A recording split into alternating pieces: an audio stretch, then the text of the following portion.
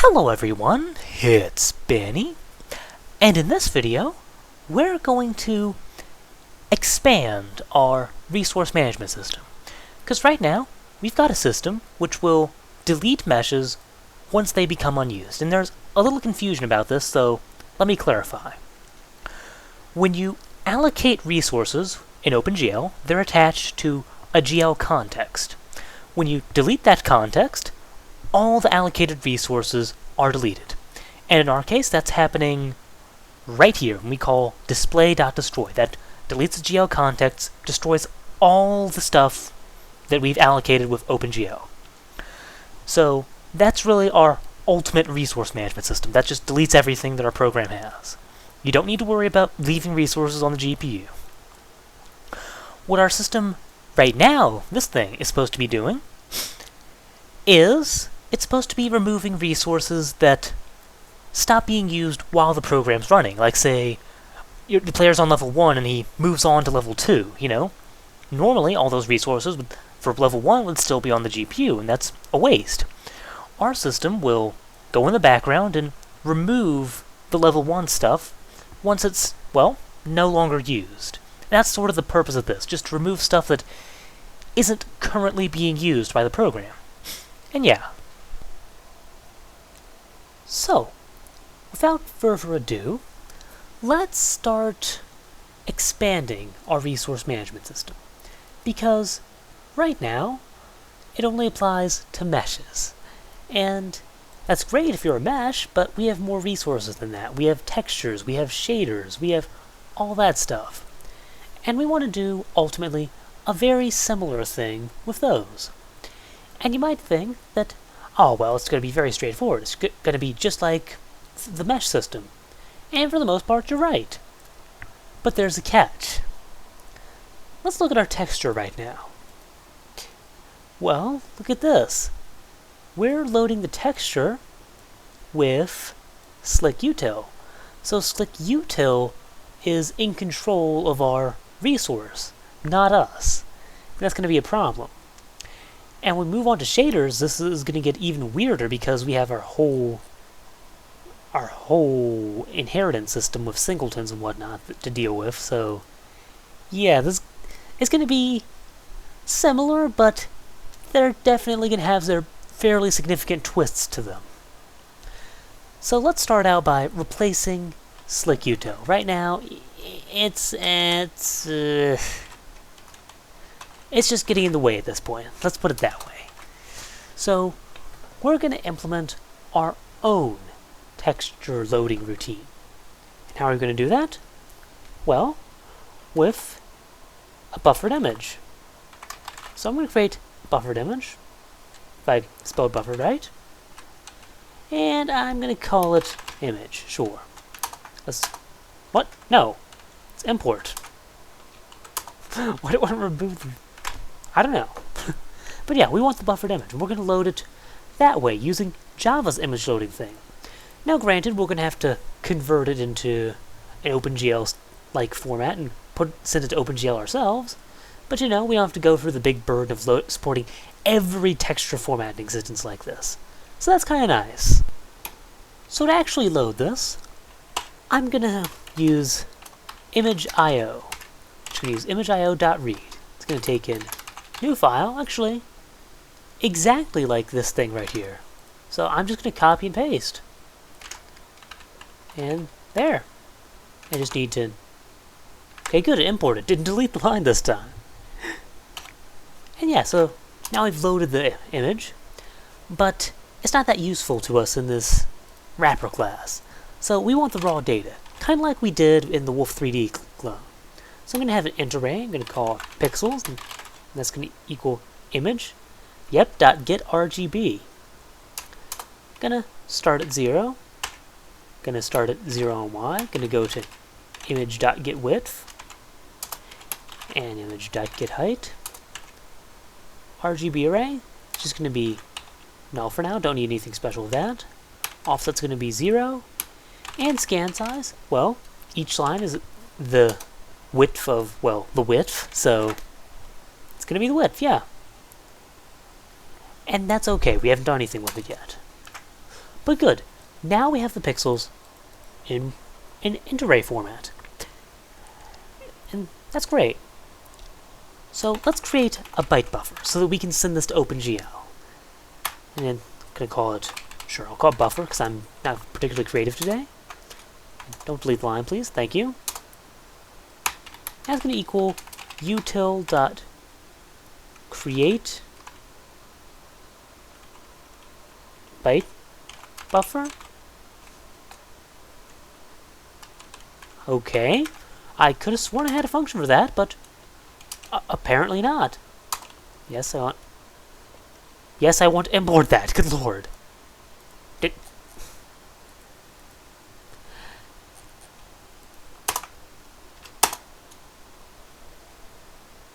You know, auto import is a really nice feature when it actually works.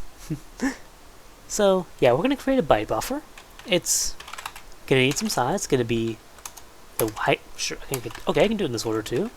Height times the width. And then multiplied by the number of components per pixel, the number of bytes per pixel. And in this case, I'm going to have 4. Now, there is a case of what happens if it doesn't have an alpha value, and I'll talk about that in a moment. But for now, let's get the byte buffer function, which I apparently don't have for some reason. So I'm going to copy the int buffer function. I'm going to rename it to byte buffer. Going to create byte buffer, and it's going to return buffer utils.create byte buffer. And sure, import. And great, we got the buffer now. Now, like I said, what happens if we don't have an alpha? Well, I'm going to keep track of a boolean. It's going to be image. Oh, whoops, sorry, I'm thinking the value, not the name. I'll name it hasAlpha, and it's going to be equal to image.getColorModel.hasAlpha. So now we know if the image has an alpha value. And if it doesn't, I'm just going to fill it in with some default value. So, you know, we're actually using the proper size for the image. And you could do a special case of what if it's RGB, but the code is simpler if it's just everything's RGBA. So, anyways, let's do a for loop. Actually, I'm going to start y equals 0. Y is going to be less than image.getHeight. Just going to loop through the image. And same thing for x. X is less than image.getWidth. X plus plus. There. So we got our... Oh, okay. I haven't implemented the method yet. I'm sorry. But yeah, this is where we're going to be adding all the pixels in our pixel list to the byte buffer. So I'm going to start by just creating some int called pixel for the current pixel we're looking at. And that's going to equal pixels sub something, specifically y times getWidth, or y times image.getWidth plus x. Because, you know, this is a flattened 2D array and whatnot. So yeah.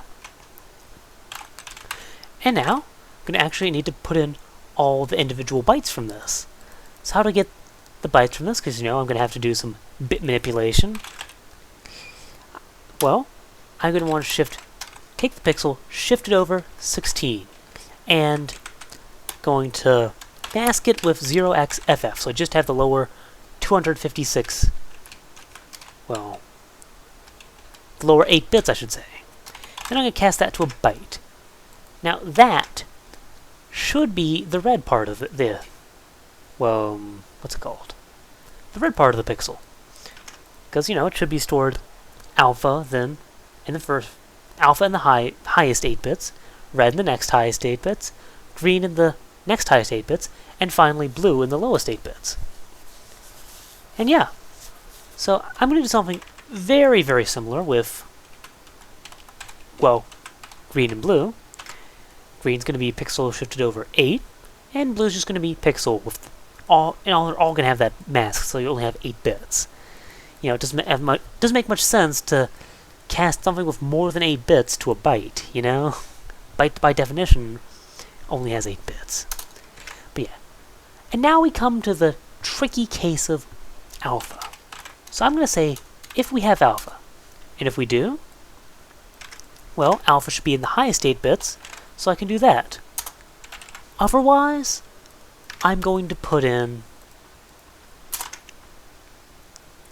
just a byte of 0xff, which should be full on something or other, should be full opacity, full on, yeah, full opacity, that's what I'm looking for. And there. So now we've got all our image data in the byte buffer, meaning we can finally start sending some stuff over to OpenGL. I can also get rid of this now. I don't quite need that. Yeah, I'm going to have int id going to equal gl gen textures. And now we can start passing, well, setting up a few parameters first, and then passing our buffer to OpenGL. So first off, I want to actually bind the new texture. So I'm going to bind texture 2D, and I'm going to bind ID to that. And then below this, I need to set up texture parameters. And because I'm lazy, I already set those up off screen. So, yeah. Oh, except this part, the filtering should be linear. We want to do linear filtering. And, yeah. So, just to quickly go over what this does, this says that if we're reading some texture coordinate beyond 1.0 or less than 0.0, we should just start over. We should repeat. We should repeat the texture. We should have some tiling going on, however you want to think of it. And yeah, that's what this is saying. And linear filtering means, of course, we can have that nice, smooth, linear filter on all our textures, like we've had so far. And with that, that just leaves sending the actual buffer to OpenGL. And then this whole function will be done. We'll finally have replaced slick-util. So let's actually call the function gl text image 2D. It's going to be, like everything else, texture 2D. Because that's what we're working with, 2D textures. Next parameter, I don't care about. Next parameter, oh dear, am I going to have to do this all from memory? Oh well. So, next up's the width. Next up is, I think I've skipped something, but that's okay, I'll deal with that in a moment. So yeah, next up is the height. And then, next up is the number 0, I believe. And this, I believe, is where I do GLRGBA. And actually, I think here there's something like GLRGBA 8, because, I have to specify the input format, and then the internal format, and something like that. Then there's unsigned byte. And, oh, here we go. So level 0, yes. Internal format, RGB 8, yes. Width, height. Oh my word, I actually got it right. I did not expect that, but okay. And then finally we pass in the buffer. So there. That should have replaced slick-util with our own. You don't need that anymore. With our own image loader. So let's go ahead and build, and let's make sure we haven't broken our textures by adding our own image loader. Let's make sure it actually works, like slick-util worked. And it does not. Because I forgot to flip the buffer. Make sure you remember to flip the buffer, right before you generate the texture and whatnot. Just flip the buffer, and there. And look at that. We've got our textures working, so great. We have successfully replaced slick-util at this point. You can remove it from the build dependencies, remove it from the project. We do not need slick-util any longer. So now that we've spent half the video on that, now let's migrate some of our resource management code into the texturing system. Now, for the most part, the texture resource management is going to be almost identical to the mesh resource management. Going to have a texture resource class. It's going to, in fact, I'm just going to copy, what? Okay, not sure what that's all about. But yeah, I'm going to copy the mesh resource. And there. And I'm just going to modify it to handle textures instead. And later on, I'm probably going to create some common interface or abstract class just to reuse some of this code, but you know, for now this is working out just fine. And you know what? I'm going to take in an ID. I'm going to have private int ID, since that's really the only important part of the texture right now. And really, I'm just going to say this dot ID is ID, and at the end, I'm going to, in the finalize, I'm going to gl delete buffers ID. And of course, I want int get ID to actually get the ID. And there, we got a texture resource going, and don't need that anymore, because I'm actually creating the texture elsewhere. So now I should be able to replace our private int ID for the texture with private texture resource. Yeah, okay. For a second there I thought I screwed something up. No. Call it resource. And no longer going to have this constructor. Just no point to that.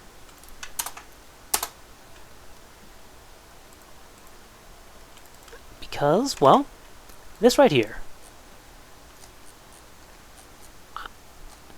I'm going to say resource equals a new texture resource, taking in this. There. Took me a moment to figure out what I was trying to say there, but, you know. Here. And with that, all we really have to do is say, replace where we have ID with get ID, which I believe is in just these two places. Yeah. And just like that, it should be that simple to actually... What am I missing? What? Ah, I did need that. Just like that. It should be that simple to actually set up a resource management thing. So this shouldn't crash anything. We shouldn't be spontaneously deleting textures. Good. But no. Okay. And that I'm going to start migrating a little bit more of our mesh resource system. Specifically the big giant hash map of all the... Yeah, sure. What? No. I don't want to import... Don't want to import the meshes. No, that's bad. I just want this to be a mesh... mesh. A hash map of texture resources. Going to call it loaded textures. And it's going to serve mostly the same purpose as with mesh. In fact, I think I'm going to copy some of the code from here too. In fact, yes, I am. I know I'm not, don't know that. And I also need to store the file name so I can remove it later. Just like with the mesh, unfortunately. One small drawback, but oh well, I don't think it's a big deal. So yeah, gonna say the old resource is loaded textures.get that. And if it's not null, we're gonna say, hey, use the old resource and add reference. Otherwise, we're going to say resources new textures thing, and then we're going to put it in the hash map. And I think I'm going to copy the finalized thing too. Yeah. At this point, I think we've covered most of the texture-specific stuff. We're just migrating the system over. And, yeah. So, great. I think with that, we have successfully moved our mesh resource management system to also manage the textures. And I'm going to run one last time to make sure we aren't spontaneously deleting things we're not supposed to and we don't crash. And we're not. So wonderful. That manages the textures. So thank you. I hope you enjoyed. Hope you learned. And I'll see you next time, where, well, I'll leave that as a surprise for the next video. Thank you, and see you then.